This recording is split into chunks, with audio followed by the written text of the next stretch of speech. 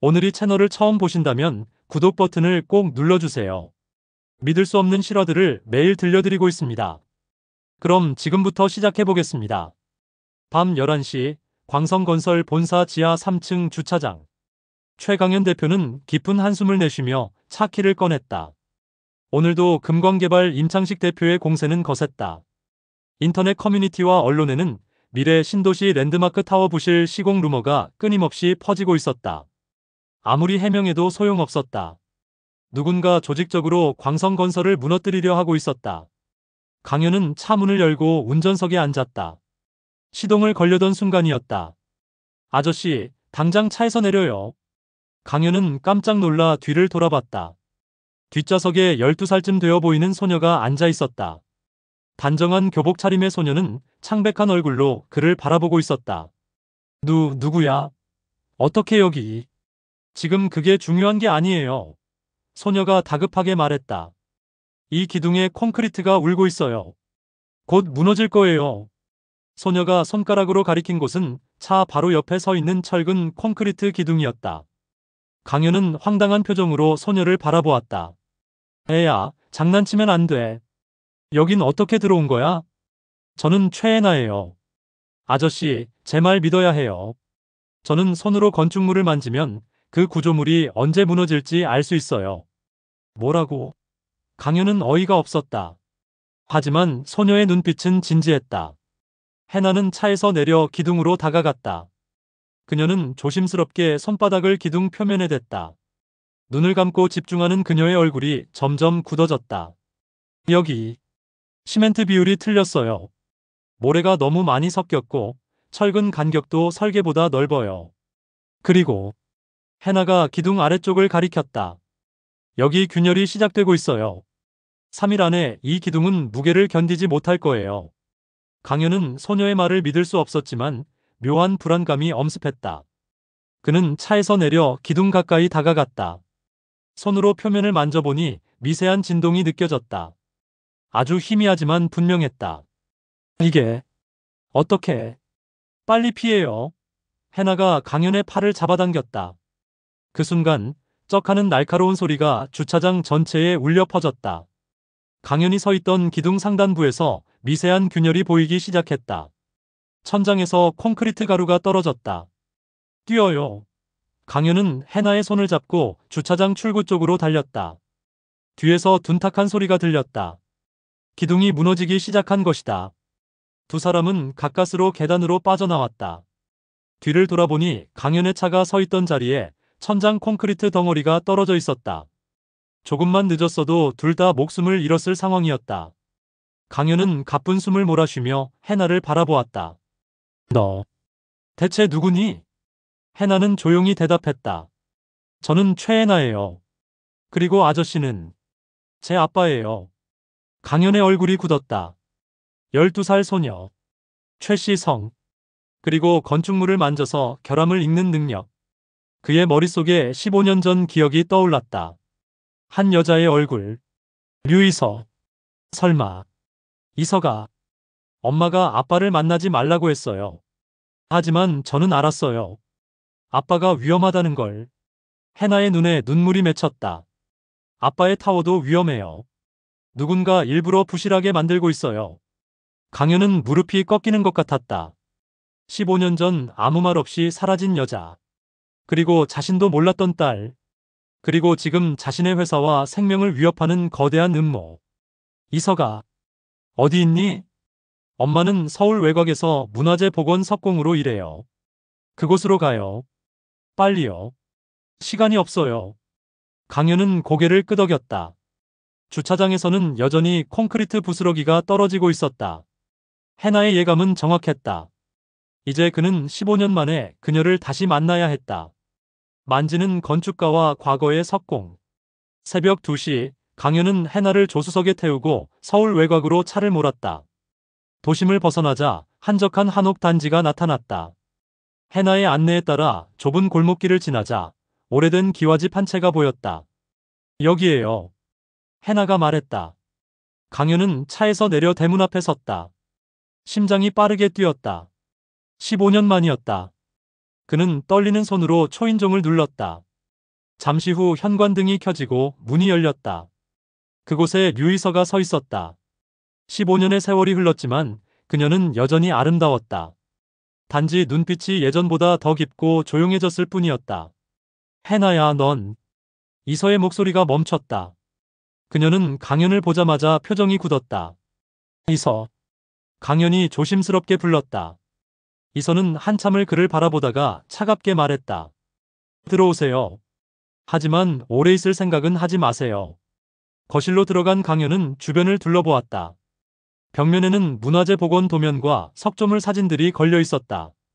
작업대 위에는 정교한 조각 도구들이 놓여 있었다. 문화재 복원 석공이라고 들었어. 강연이 말을 꺼냈다. 네. 이서는 차를 따르며 대답했다. 궁궐과 사찰의 석조물을 복원하는 일을 해요. 제 능력을 쓸 수 있는 유일한 곳이죠. 능력? 강연이 물었다. 이서는 해나를 바라보았다. 해나가 보여줬나 보네요. 우리 모녀는 손끝으로 돌과 콘크리트의 진실을 읽을 수 있어요. 언제 만들어졌는지, 어떤 재료가 섞였는지, 언제 무너질지까지. 강연은 믿기지 않는다는 표정을 지었다. 이서는 작업대에서 작은 돌 조각을 집어들었다. 그녀는 눈을 감고 손가락으로 표면을 쓰다듬었다.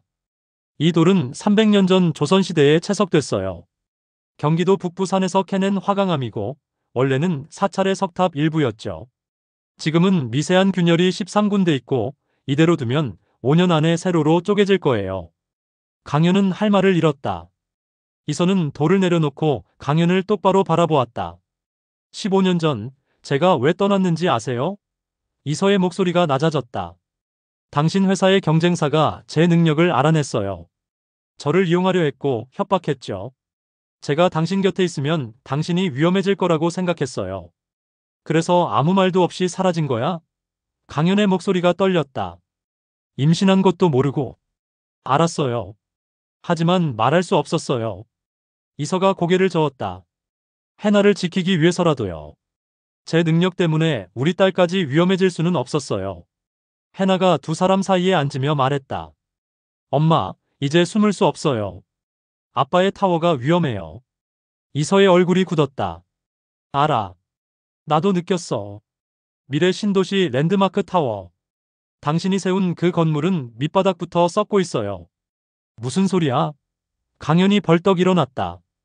이서는 서랍에서 신문 스크랩을 꺼냈다. 제가 조사했어요. 당신 타워의 부실 시공 루머를 퍼뜨리는 사람은 금광개발 임창식 대표예요.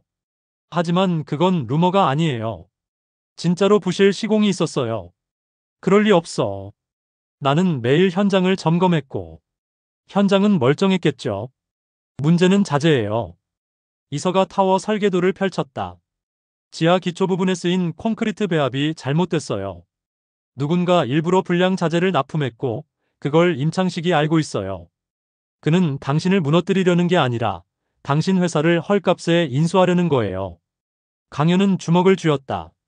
증거가 있어? 제 능력이 증거예요. 이서가 강연의 눈을 바라보았다.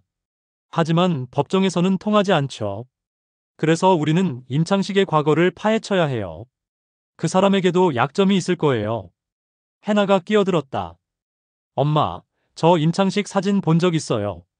그 사람 손에서 느껴지는 건 무너진 다리예요. 사람들이 죽었어요. 이서와 강연은 동시에 해나를 바라보았다. 10년 전쯤이었어요. 큰 다리가 무너졌고 많은 사람들이 물에 빠졌어요. 그 사람이 콘크리트에 흙을 섞으라고 지시했어요. 이서가 노트북을 열었다. 10년 전 다리 붕괴 사고. 있어요. 남부지역대교 붕괴 사건. 사망자 12명. 강연은 화면을 주시했다.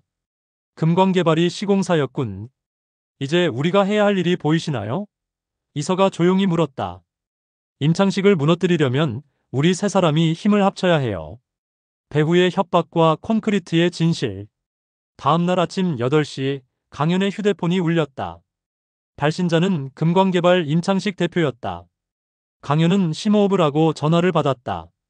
최강현 대표님, 잘 주무셨습니까? 임창식의 목소리는 불쾌할 만큼 느긋했다. 무슨 일입니까, 임 대표? 별일 아닙니다. 그저 대표님께서 어젯밤 지하주차장에서 큰 사고를 겪으셨다는 소식을 들어서요. 다행히 무사하시다니 정말 다행입니다. 강연의 등골이 서늘해졌다. 어젯밤 사고를 임창식이 어떻게 아는가? 그런데 말입니다. 임창식이 목소리를 낮췄다. 대표님께 숨겨진 딸이 있다는 사실 정말 놀랍더군요. 12살이라고요? 어머니는 유이서 씨. 현재 서울 외곽 한옥마을에서 석공으로 일하고 계시고 당신이 무슨 짓을 한 거요? 강연의 목소리가 떨렸다. 전 아무 짓도 안 했습니다. 다만 정보를 알게 됐을 뿐이죠. 그리고 더 흥미로운 사실도 알게 됐습니다. 류이서 씨와 그 딸아이는 손으로 건축물을 만지면 그 구조의 결함을 읽어낸다는군요. 정말 신기한 능력 아닙니까? 강연은 주먹을 꽉 쥐었다. 임창식은 모든 것을 알고 있었다. 그리고 대표님의 랜드마크 타워. 임창식이 냉소했다. 3층 골조 부분 철근 간격이 설계보다 20cm 넓고 12층 콘크리트에는 시멘트 대신 저급 혼합재가 사용됐습니다. 이 정도면 준공 후 5년 내 붕괴 위험이 있죠. 제가 갖고 있는 증거만으로도 광성건설은 내일 당장 영업 정지입니다. 당신이 자재를 조작한 거군요. 증명할 수 있습니까? 임창식이 웃었다. 제 제안은 간단합니다. 오늘 밤 12시까지 광성건설 지분 60%를 제게 넘기십시오. 그러면 이 모든 문제를 조용히 해결해 드리겠습니다. 만약 거부한다면? 그럼 내일 아침 모든 언론에 터뜨리죠. 랜드마크 타워 부실 시공 증거와 함께 최강현 대표의 숨겨진 사생아와 그 어머니의 기이한 능력까지. 대표님 회사는 물론이고 그 모녀의 삶도 완전히 파괴될 겁니다. 전화가 끊어졌다. 강현은 휴대폰을 쥔 채 멍하니 서 있었다. 이서가 다가왔다. 임창식이었죠? 강현은 고개를 끄덕이며 통화 내용을 설명했다. 이서의 얼굴이 굳어졌다. 예상했던 일이에요. 이서가 침착하게 말했다. 임창식은 오래전부터 저희를 노리고 있었어요. 제 능력을 이용하거나 아니면 제거하려고요. 그럼 어떻게 해야 하지? 강현이 절박하게 물었다. 이서는 해나를 바라보았다. 해나는 조용히 고개를 끄덕였다. 우리가 반격해야 해요. 이서가 단호하게 말했다. 임창식의 비리는 당신 타워에만 있는 게 아니에요. 그가 과거에 무너뜨린 건축물들, 그 속에 진실이 숨어 있어요. 무슨 말이야?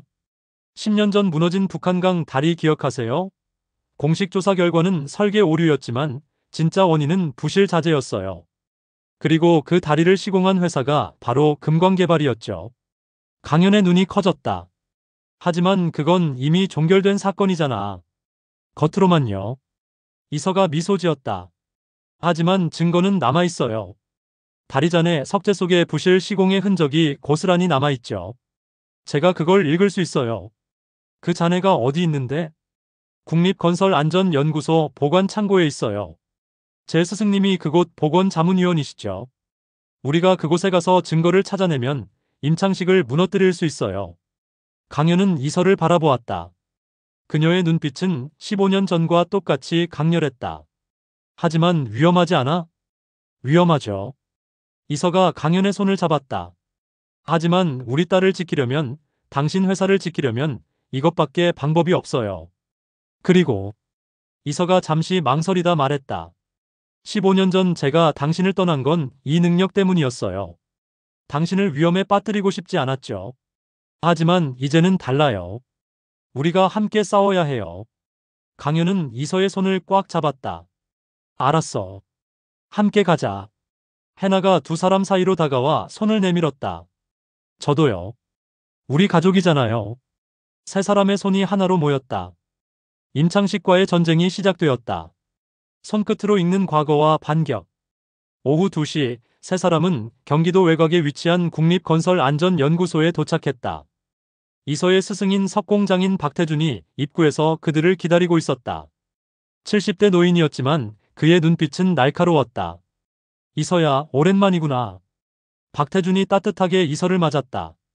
스승님, 감사합니다. 이분이 강현이고요. 제 딸 해나입니다.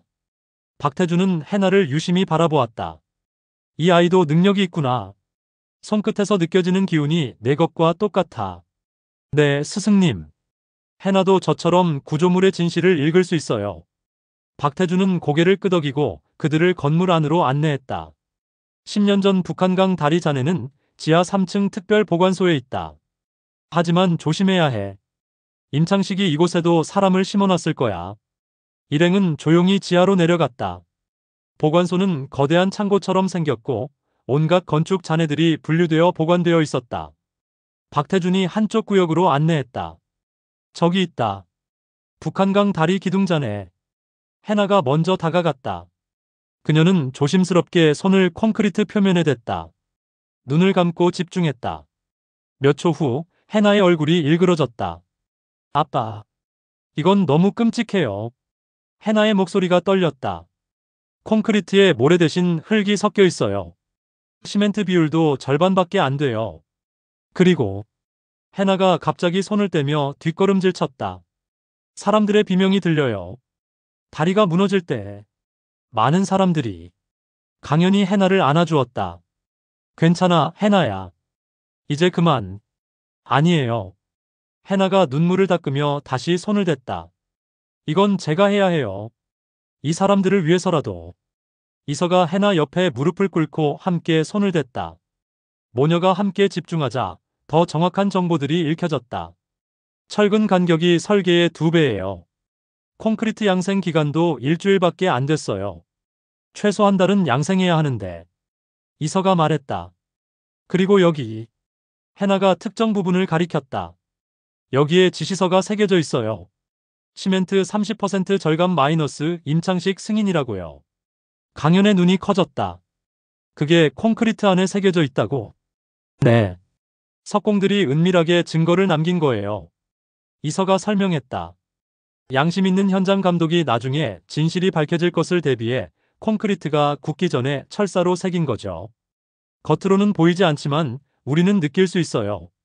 하지만 그걸 어떻게 증명하지? 박태준이 나섰다. 특수 음파 탐지기로 내부 구조를 스캔하면 돼. 콘크리트 내부의 모든 이물질과 문자가 다 드러나지. 그런데 그 장비를 누가? 내가 가지고 있어. 박태준이 미소 지었다. 이런 날이 올 줄 알았거든.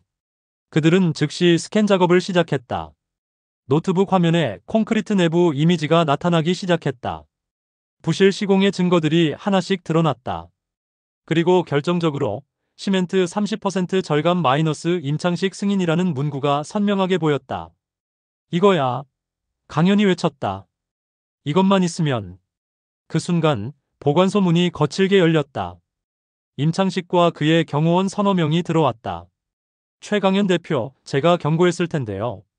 임창식이 냉소했다. 순순히 회사를 넘겼으면 이런 수고를 안 해도 됐을 텐데.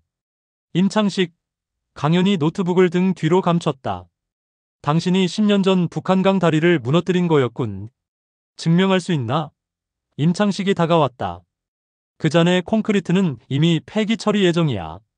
오늘 밤이면 완전히 분쇄될 거고. 하지만 우리는 증거를 확보했어. 강연히 노트북을 들어 보였다. 임창식의 얼굴이 일그러졌다.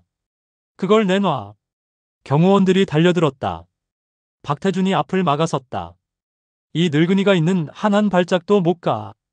혼란 속에서 이서가 해나의 손을 잡고 뒤쪽 비상구로 달렸다. 강연도 노트북을 안고 따라갔다. 그들은 가까스로 연구소 밖으로 탈출했다. 차 안에서 강연은 즉시 언론사와 검찰에 자료를 전송했다. 이제 끝이야, 임창식. 해나가 갑자기 말했다. 아빠, 내일 오전 9시에 임창식이 자택에서 체포될 거예요. 제가 느껴져요. 강연과 이서는 해나를 바라보았다. 소녀의 예감은 한 번도 틀린 적이 없었다. 진실 위에 세워진 재단. 다음 날 아침 9시 정각. 뉴스 속보가 전국에 타전되었다.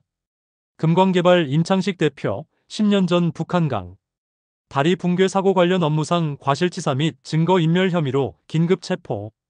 해나의 예언은 정확했다. 검찰은 강연이 제공한 콘크리트 스캔 자료와 함께 임창식의 비자금 계좌와 부실, 자재 구매 기록을 모두 확보했다. 10년 동안 감춰졌던 진실이 마침내 세상에 드러났다. 북한강 다리 붕괴로 목숨을 잃은 17명의 희생자 가족들은 뒤늦게나마 진상을 알게 되었다. 광성건설 본사 회의실에서 강현은 긴급 기자회견을 열었다. 저희 광성건설의 랜드마크 타워 역시 임창식의 음모로 부실 시공이 진행되고 있었습니다. 하지만 이를 발견한 즉시 전면 재시공을 결정했습니다. 강현의 솔직한 고백에 언론은 오히려 호의적으로 반응했다. 진실을 숨기지 않고 바로잡으려는 용기를 높이 평가한 것이다. 2달 후 강현은 이서, 해나와 함께 새로운 프로젝트를 준비하고 있었다. 강현의 사무실에는 건축윤리 및 안전감리재단 설립 계획서가 놓여 있었다. 이서, 정말 괜찮겠어? 강현이 물었다. 이서는 미소 지으며 고개를 끄덕였다. 우리의 능력을 숨기고 살 순 없어요. 이제는 이 능력을 제대로 사용할 때예요. 부실 건축을 사전에 막고 사람들의 생명을 지키는 거죠. 엄마 말이 맞아요. 해나가 끼어들었다. 저는 이제 더 이상 이상한 아이가 아니에요. 저는 사람들을 지키는 사람이 될 거예요. 강현은 두 사람을 바라보며 가슴이 뭉클했다. 15년 만에 되찾은 가족. 그리고 그들과 함께 만들어갈 새로운 미래. 석 달 후 건축윤리 및 안전감리재단 건물 준공식이 열렸다. 3층짜리 작지만 단단한 건물이었다. 강현은 이서와 해나가 직접 모든 자재와 구조를 검증한 이 건물을 자랑스럽게 생각했다. 준공식에서 강현은 연설을 시작했다. 이 건물은 어떤 화려한 외관도 과장된 설계도 없습니다. 하지만 이 건물의 모든 콘크리트, 모든 철근, 모든 볼트는 정직합니다. 그리고 이것이 바로 건축의 본질입니다. 박수가 터져나왔다. 객석에는 북한강 다리 희생자 유가족들도 앉아 있었다. 그들은 눈물을 흘리며 박수를 쳤다.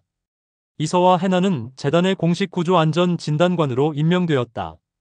두 사람의 특별한 능력은 과학적 검증 시스템과 결합되어 건축 안전 진단의 새로운 기준이 되었다. 전국의 노후 건축물과 신축 현장에서 재단의 도움을 요청했다. 어느 저녁 재단 옥상에서 세 가족은 함께 서울 야경을 바라보고 있었다. 도시 곳곳에 빛나는 건물들이 보였다. 저 건물들 중에는 위험한 것도 있을까요? 해나가 물었다. 있을 거야. 이서가 대답했다. 하지만 우리가 하나씩 찾아내고 바로잡을 거야. 시간이 걸리겠지만. 강현이 두 사람의 어깨를 감싸 안았다. 우리 함께라면 할 수 있어. 그날 밤 강현은 이서에게 정식으로 청혼했다. 재단 로비에 마련된 작은 공간에서 해나가 지켜보는 가운데 강현은 무릎을 꿇었다. 이서, 15년 전 내가 놓쳤던 인연을 이제는 놓치고 싶지 않아. 나와 결혼해 줄래? 해나와 함께 진짜 가족이 되어줘. 이서의 눈에 눈물이 맺혔다. 네, 강현 씨. 아니, 강현아. 우리 진짜 가족이 되자. 해나가 두 사람을 꽉 껴안았다. 드디어 진짜 가족이다. 1년 후 재단은 전국 100여 개 건축물의 안전 진단을 완료했고 그중 30개 건물에서 심각한 결함을 발견해 대형 사고를 미연에 방지했다. 해나는 구조 안전 진단의 천재로 불리며 여러 방송에 출연했고 그녀의 능력은 더 이상 기이한 것이 아니라 존경받는 재능이 되었다. 강현, 이서, 해나는 재단 건물 앞에 작은 표지판을 세웠다. 진실은 콘크리트보다 강하다. 그들이 세운 재단은 화려하지 않았지만 가장 정직한 재료와 가장 윤리적인 설계 위에 세워져 있었다. 그리고 그 안에는 사람의 생명을 지키려는 진심이 담겨 있었다. 겉으로 보이는 화려함이 아닌 숨겨진 본질의 중요성. 강현과 그의 가족이 깨달은 이 진리는 이제 대한민국 건축계 전체로 퍼져나가고 있었다.